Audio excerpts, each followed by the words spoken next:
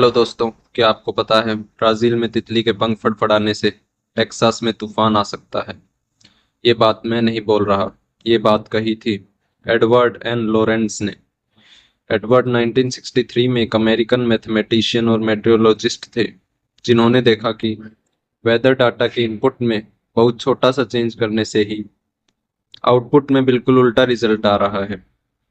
जैसे अगर कहीं साफ मौसम दिखा रहा है तो बिल्कुल माइनर चेंज से ही बारिश और तूफान दिखाता है।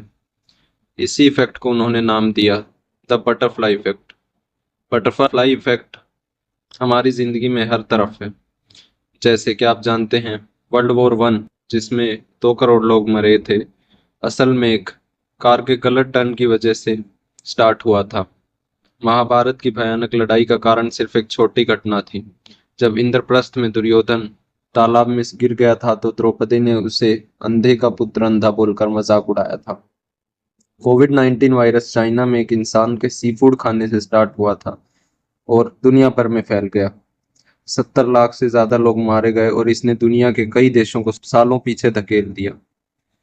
दोस्तों, चाहे आप 100 साल पहले देखो या आज से 100 साल बाद, ऐसे इवेंट्स हमेशा होते रहते हैं। दुनिया हमेशा बदलती रहेगी। खुद को सिक्योर और प्रिपेयर करने के लिए हमें ऐसी चीजों को जानना जरूरी है जो कभी चेंज नहीं होंगी। तो इसलिए चलिए बात करते हैं एक ऐसी किताब सेम एज एवर की जो हमें ऐसी ही चीजों के बारे में बताती है। वैसे तो इस किताब में 23 चैप्टर हैं, लेकिन मैं आपको 5 मेन लेसन्स के बारे में बताऊंगा। इससे पहले कि आप वीडियो में खो जाएं, ऐसी वीडियोस देखने के लिए हमारे चैनल को सब्सक्राइब करें और इस वीडियो को लाइक करें। चलिए शुरू करते हैं। Lesson 1, invest in preparedness not in prediction. क्या आपको पता है कि जापान में एक साल में लगभग 1500 अर्थक्वेक्स आते हैं, इसलिए वहां के लोग अर्थक्वेक ड्रिल की प्रैक्टिस करते हैं और फ्लेक्सिबल घर में रहते हैं। फ्लेक्सिबल घर मतलब उनमें स्लाइडिंग वॉल्स और कस्टमाइजेबल कंपोनेंट्स लगे होते हैं जो चेंज हो सकते हैं। जब आप हेल्थ इंश्योरेंस लेते हैं तो खुद को किसी मिसफॉर्च्यून के लिए रेडी करते हैं, क्योंकि कोई भी बुरे इवेंट्स को प्रेडिक्ट नहीं कर सकता। Lesson 2, stories are more powerful than statistics. क्या आपको पता है इंडिया में 90% आईफोन्स ईएमआई पर लिए जाते हैं। यानी लोगों की इनकम इतना महंगा फोन खरीदने के लिए कम है, लेकिन फिर भी वो खरीदते हैं, क्योंकि आज के टाइम में आईफोन एक स्टेटस सिंबल बन गया है। क्या आपने सोचा ऐसा क्यों हुआ? कोई और फोन लोगों में इतना फेमस क्यों नहीं हुआ? आईफोन से महंगे और कॉस्टली फोन मार्केट में है, लेकिन उनको कोई नहीं जानता। इसके पीछे का सबसे बड़ा रीजन है आईफोन की स्टोरी टेलिंग। एप्पल ने आईफोन को ऐसे पोजीशन किया कि आईफोन उन लोगों के लिए है जो डिफरेंट सोचते हैं। यही वो अपनी एड्स में दिखाते हैं, जैसे कि आईफोन यूज करते हुए लोग, हंसते हुए फेसेस, क्लीन स्पेसेस, शांत माहौल। यानी आईफोन के साथ लाइफ बेटर है, और एप्पल इस चीज को बार बार दिखाती है।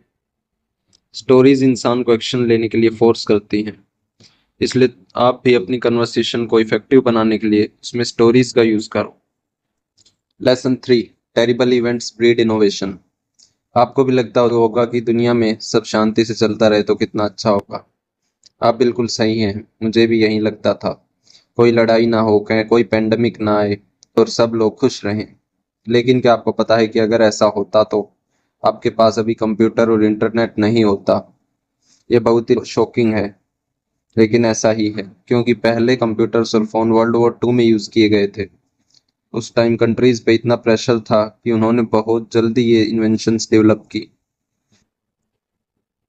ऐसे ही हम सब जानते हैं कि कोविड 19 की वजह से आम आदमी से लेकर पूरी दुनिया को बहुत नुकसान हुआ। लेकिन अगर कोविड 19 नहीं आता तो पता नहीं आपको कभी ऑनलाइन एजुकेशन और वर्क फ्रॉम होम की फैसिलिटी मिलती या नहीं। एक मिनट रुकिए और सोचिए, आपकी लाइफ में भी कोई ऐसी परेशानी जरूर आई होगी जिसका फायदा आपको बाद में पता लगा होगा।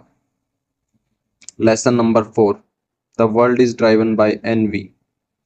दोस्तों, हर ह्यूमन बीइंग खुद को दूसरों से कंपेयर करता है, जिससे उसके डिजायर्स बढ़ते रहते हैं।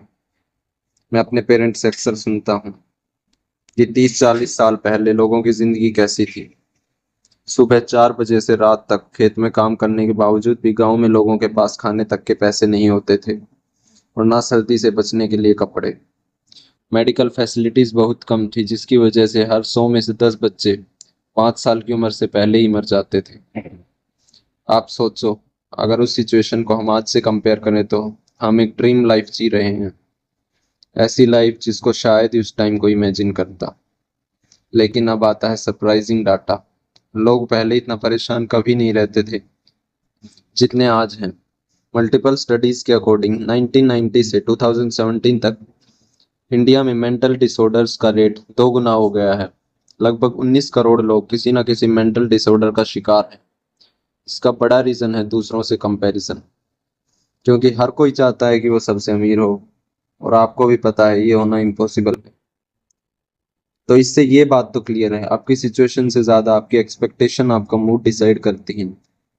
अब चलते हैं लेसन नंबर 5 की तरफ, जो और भी इंटरेस्टिंग है। Lesson 5, incentives drive behaviour. अपने आसपास देखिए, लोग लॉजिक से ज्यादा अपने फायदे के लिए काम करते हैं। और ये किस हद तक हो सकता है, इसको समझाने के लिए मैं आपको द कोबरा इफेक्ट के बारे में बताता हूँ, जिसको जान के मेरे भी होश उड़ गए थे। 19वीं सदी के एंड में दिल्ली में कोबराज की पॉपुलेशन बहुत ज्यादा हो गई थी। अब आपको भी पता है कोबरा जहरीले सांप होते हैं, और ये बहुत सारे लोग स्नेक बाइट का शिकार हो रहे थे। इस प्रॉब्लम को सोल्व करने के लिए उस टाइम के ब्रिटिश गवर्नमेंट एक पॉलिसी लेकर आई। पॉलिसी में यह था कि जो भी कोबरा की डेड बॉडी लेकर आएगा उसको एक फिक्स्ड इनाम मिलेगा। इसके पीछे रीजन सिंपल था, लोग कोबरा को मारेंगे और धीरे धीरे कोबरा शहर से खत्म हो जाएंगे। स्टार्टिंग में गवर्नमेंट ऑफिशियल्स को लगा कि पॉलिसी काम कर रही है, लेकिन कुछ टाइम बाद इसका बिल्कुल उल्टा हुआ। दिल्ली में कोबरा की पॉपुलेशन कम नहीं हो रही थी, उल्टा पैसों के लिए बहुत सारे लोगों ने कोबरा पालना शुरू कर दिया था।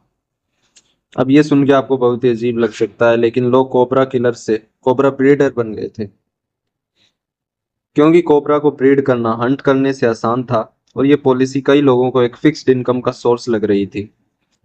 अब जैसे ही गवर्नमेंट ऑफिशियल्स को इस बात का पता लगा, उन्होंने ये रिवार्ड प्रोग्राम बंद कर दिया। लेकिन इसके बाद सिचुएशन और बिगड़ गई, क्योंकि लोगों के पास जितने भी कोबरा थे उन्होंने वो ऐसे ही बाहर छोड़ दिए, ये सोच के कि अब किसी काम का नहीं है, जिससे कोबरा पॉपुलेशन पहले से भी ज्यादा हो गई। ये दिखाता है कि लोग प्रॉफिट के लिए कुछ भी करते हैं। जरा सोचिए कि कोबरा पॉलिसी किस लिए शुरू हुई थी और इसका एंड रिजल्ट क्या निकला। दूसरा एग्जाम्पल है ड्राइविंग हेलमेट का। लोगों को कितना ही समझाओ, हेलमेट यूज करो, आपकी लाइफ इंपॉर्टेंट है, लेकिन वो नहीं मानेंगे। लेकिन अगर उनको रोड पे कोई पुलिस वाला दिख रहा है तो बिना कुछ सोचे हेलमेट पहन लेंगे, क्योंकि उनको चालान से बचना है। ये बातें सिंपल है। तो दोस्तों, आपको ये वीडियो कैसी लगी हमें कमेंट्स में ज़रूर बताएं। मिलते हैं नेक्स्ट वीडियो में। धन्यवाद।